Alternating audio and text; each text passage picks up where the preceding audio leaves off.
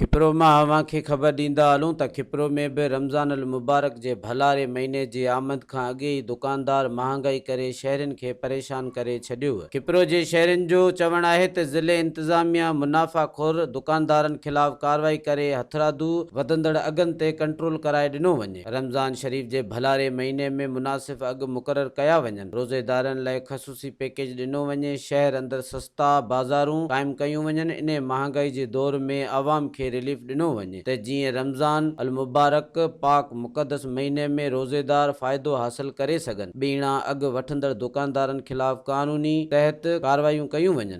अस्सलाम वालेकुम, this is Farzana बाहर। सूमरा वॉलपेपर दुकान कासमाबाद में खुली वियो आहे। ओहो ज़बरदस्त। अॼुकल्ह त हर माण्हू ई चाहे थो त असां पंहिंजे घर जूं दीवारियूं तमामु ख़ूबसूरत बणायूं। इन्ही करे ई कासमाबाद में सूमरा वॉलपेपर दुकान खुली वियो आहे।